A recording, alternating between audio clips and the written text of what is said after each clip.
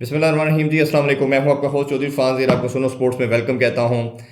आज पहला match tri nation का खेला गया कज़ाफ़ी स्टेडियम में पाकिस्तान और न्यूजीलैंड के माबैन। न्यूजीलैंड ने पहले बैटिंग की।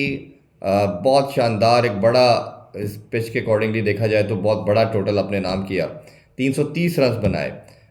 आज परफॉर्मेंस के हवाले से अगर डिस्कस किया जाए तो ओबियसली ये ग्लेन फिलिप के नाम रही आज की पूरी परफॉर्मेंस। बहुत शानदार किस्म की उन्होंने इनिंग्स खेली। इसको अगर मैं समअप करना चाहूँ तो कई फैक्टर्स पे हम कर सकते हैं। कज़ाफ़ी स्टेडियम में आफ्टर रेनोवेशन पहला मैच था, बड़ी तादाद में फैंस भी आए, बट पाकिस्तान की ओवरऑल बहुत मायूस कुन परफॉर्मेंस रही।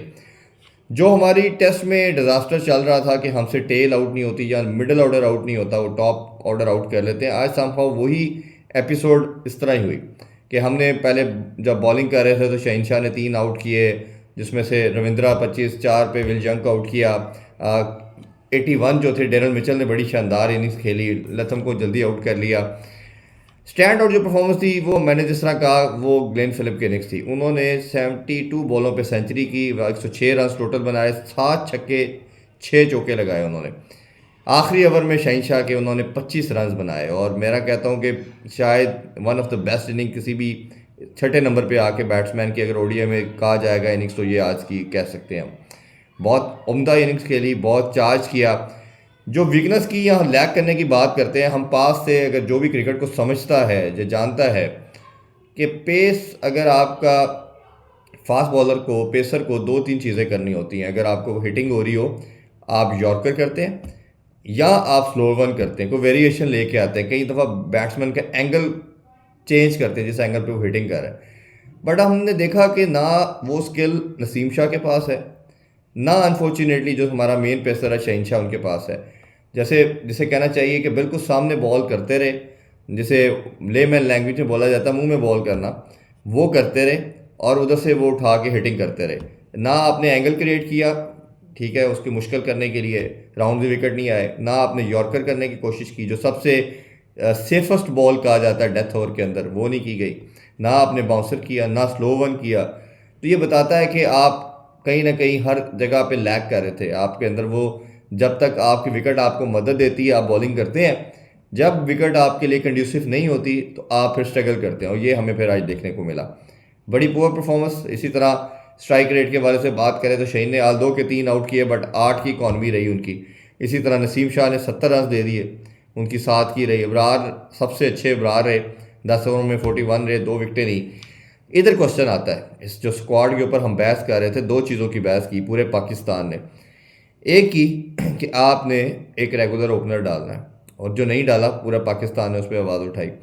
दूसरी बात की गई कि एक रेगुलर स्पिनर डालें, नहीं सुनी किसी ने, इस मैनेजमेंट ने, इस सिलेक्शन कमेटी ने। देख लें, 2 स्पिनर होते तो scenario could have been different for you. इसी तरह आपके जो पार्ट टाइम बॉलर थे, खुशदिल शाह, उसने 9 ओवर किए, 60 रन कंसीड किए, कोई विकेट नहीं ले पाए। सलमान अली अगर 4.4 ओवर किए, 31 दिए, वो भी कोई विकेट नहीं ले। तो विकेट लेस रहना ये बताता है कि आपकी टीम की जो डेप्थ है, वो डेप्थ जो है बॉलिंग के अंदर, जो स्किल है, वो जो रेगुलर स्पिनर रोल प्ले करता है, वो आपको हिट पड़ा। इसी तरह फिर जब बैटिंग की तरफ आते हैं तो सिर्फ एक ही मैच विनर आपको देखने में लगता है, वो फ़खर ज़मान है। वही गिवन डे पे अगर अच्छा कर दे तो आप करते हैं, अदरवाइज कोई ऑनर्स लेने को तैयार नहीं है।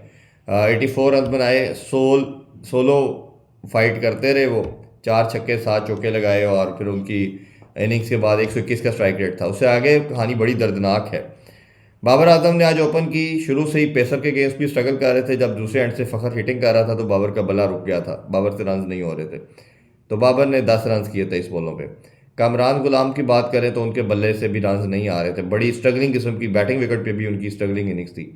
18 रन बनाए जी 32 बॉलों पे। 43 का बाबर का स्ट्राइक रेट है और 56 का कामरान गुलाम का। रिजवान की तरफ आते हैं जी, कप्तान लीड फ्रॉम द फ्रंट करना था, उनका स्ट्राइक रेट आप जाने तो 27 का है, 11 बॉलों पे 30 रन बनाए। तो मैंने एक पहले बात की थी कि रिजवान को खिलाने का एक ही तरीका ओपन करा दे, शायद कुछ कर दे, नीचे बहुत मुश्किल है उनके लिए। सलमान अली अगर वाइस कैप्टन अच्छा करते हैं मिडल में आके, बट मैच विनिंग वाली जो चीज़ थी वो लैक कर गई थी। 50 पे सिर्फ 40 कर पाए।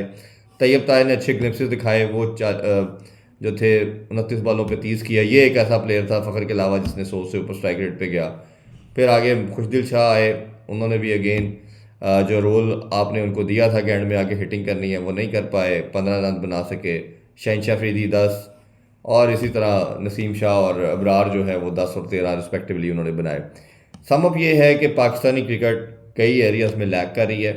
हमारे पास 12 तक का टाइम है। हमने अगर एक रेगुलर ओपनर ना डाला या एक एक्स्ट्रा स्पिनर ना डाला तो ये हमें पहले मैच ने ही इंडिकेटर दे दिए हैं कि Pakistan is not in safe mode.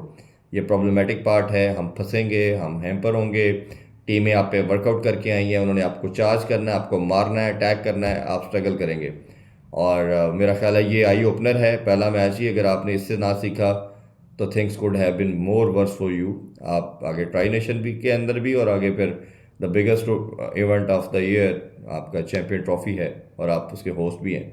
और होस्ट अगर आगे ना जा सका तो बड़ा मसले हो जाएंगे। खैर, इस दुआ के साथ कि पाकिस्तान टीम अच्छा अगले मैचेस में करे। अपना ख्याल रखिए।